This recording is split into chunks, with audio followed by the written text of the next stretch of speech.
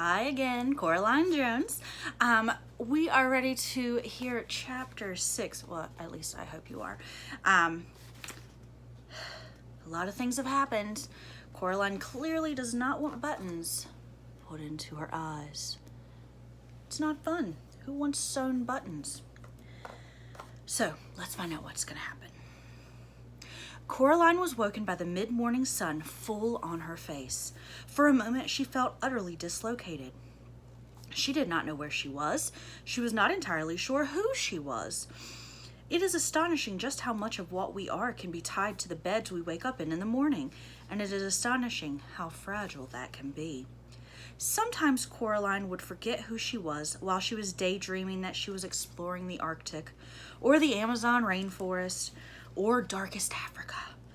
And it was not until someone tapped her on the shoulder or said her name that Coraline would come back from a million miles away with a start, and all in a fraction of a second have to remember who she was and what her name was, and that she was even there at all. Now, there was sun on her face, and she was Coraline Jones, yes. And then the green and pinkness of the room she was in, and the rustling of the large painted paper butterfly as it fluttered and beat its way about the ceiling, told her where she had woken up. She climbed out of bed.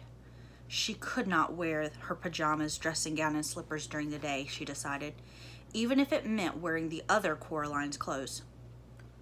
Was there another Coraline? No, she realized, there wasn't. There was just her. There were no regular clothes in the cupboard, though. They were more like dressing up clothes, or she thought the kind of clothes she would love to have hanging in her own wardrobe at home. There was a raggedy witch costume, a patched scarecrow costume, a future warrior costume with little digital lights in it that glittered and blinked, a slinky evening dress all covered in feathers and mirrors. Finally, in a drawer, she found a pair of black jeans that seemed to be made of velvet night, and a gray sweater the color of thick smoke with faint and tiny stars in the fabric which twinkled. She pulled on the jeans and the sweater. Then she put on a pair of bright orange boots she found at the bottom of the cupboard.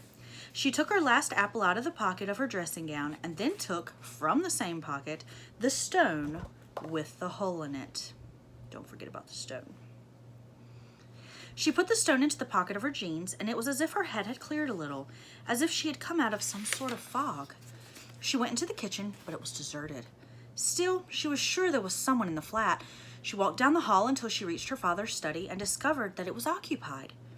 "Where's the other mother?" she asked the other father, who was sitting at the study, at a desk which looked just like her father's, but he was not doing anything at all, not even reading gardening catalogs as her own father did when he was only pretending to be working. "Out," he told her. "Fixing the doors. There are some vermin problems." He seemed pleased to have somebody to talk to. "The rats, you mean?" "No, the rats are our friends. This is the other kind, big black fellow with his tail high." "The cat, you mean?" "That's the one," said her other father. He looked less like her true father today. There was something slightly vague about his face, like bread dough that had begun to rise, smoothing out the bumps and cracks and depressions. "Really, I mustn't talk to you when she's not here," he said. "But don't worry, she won't be gone often. I shall demonstrate our tender hospitality to you, such that you will not even think about going back." He closed his mouth and folded his hands in his lap. "So what am I to do now?" asked Coraline. The other father pointed to his lips. "Silence." "If you won't even talk to me," said Coraline, "I am going exploring." "No point," said the other father. "There isn't anywhere but here. This is all she made. The house, the grounds, and the people in the house. She made it, and she waited." Then he looked embarrassed, and he put one finger to his lip again, as if he had just said too much. Coraline walked out of his study. She went into the drawing room, over to the old door, and she pulled it, rattled, and shook it. No, it was locked fast, and the other mother had the key. She looked around the room. It was so familiar that was what made it feel so truly strange. Everything was exactly the same as she remembered.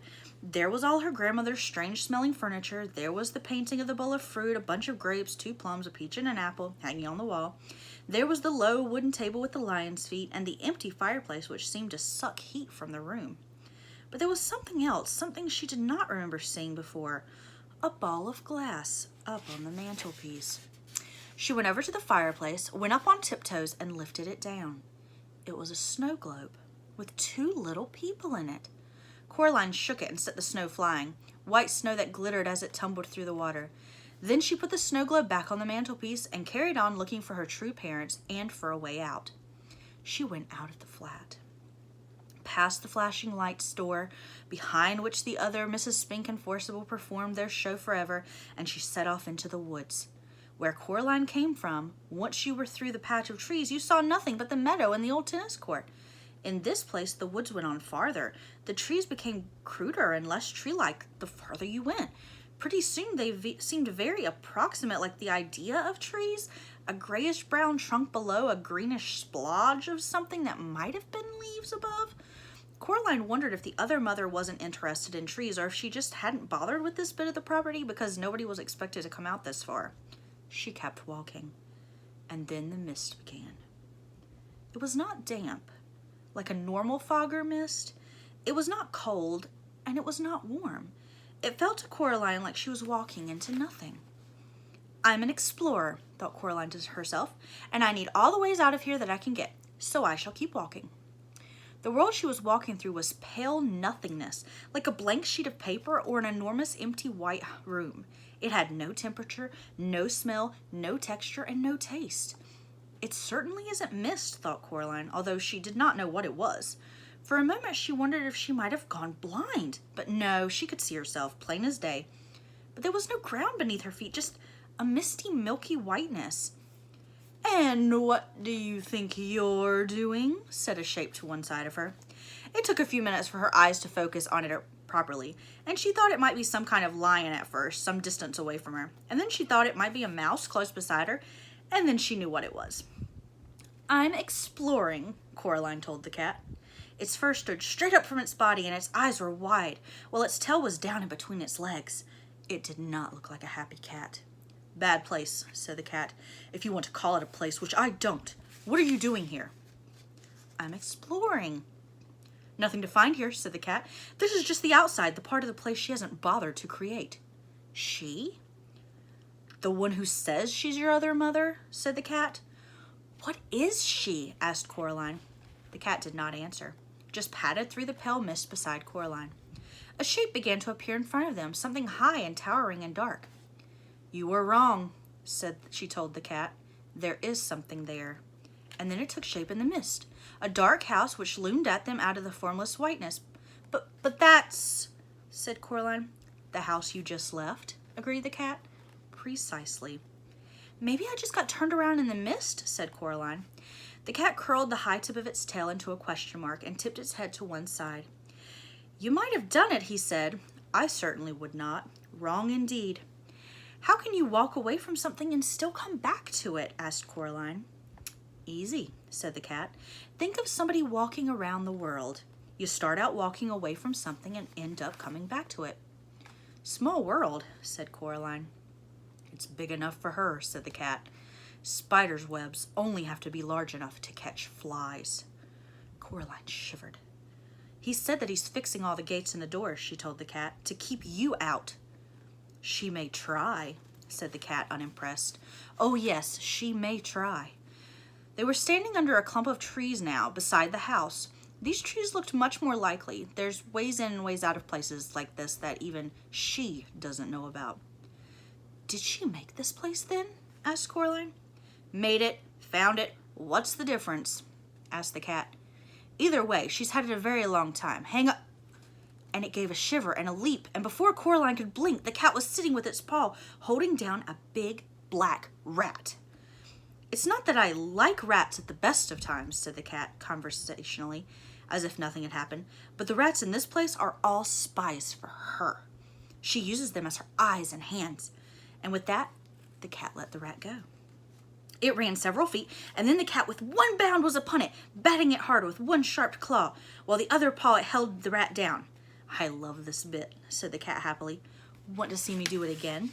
No, said Coraline. Why do you do it? You're torturing it. Said the cat. It let the rat go. The rat stumbled, dazed for a few steps. Then it began to run. With a blow of its paw, the cat knocked the rat into the air and caught it in its mouth. Stop it, said Coraline. The cat dropped the rat between its two front paws. There are those, it said with a sigh in tones as smooth as oiled silk, who have suggested that the tendency of a cat to play with its prey is a merciful one. After all, it permits the occasional funny little running snack to escape from time to time. How often does your dinner get to escape? And then it picked the rat up in its mouth and carried it off into the woods behind the tree. Coraline walked back into the house. All was quiet and empty and deserted. Even her footsteps on the carpeted floor seemed loud. Dust motes hung in beams of sunlight. At the far end of the hall was the mirror. She could see herself walking toward the mirror, looking reflected, a little braver than she actually felt. There was nothing else there in the mirror, just her in the corridor. A hand touched her shoulder. She looked up. The other mother stared down at Coraline with big, black, button eyes. "Coraline, my darling," she said, "I thought we could play some games together this morning. Now you're back from your walk. Hopscotch, Happy Families, Monopoly."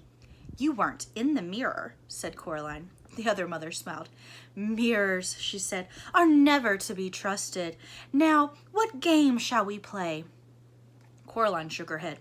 "I don't want to play with you," she said. "I want to go home and be with my real parents. I want you to let them go, to let us all go." The other mother shook her head very slowly. "Sharper than a serpent's tooth," she said, "is a daughter's ingratitude. Still, the proudest spirit can be broken with love."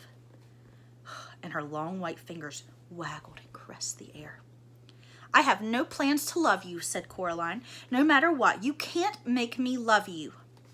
"Let's talk about it," said the other mother, and she turned and walked into the lounge. Coraline followed her. The other mother sat down on the big sofa. She picked up a shopping bag from inside the sofa and took out a white rustling paper bag from inside it. She extended the hand with it to Coraline. "Would you like one?" she asked politely.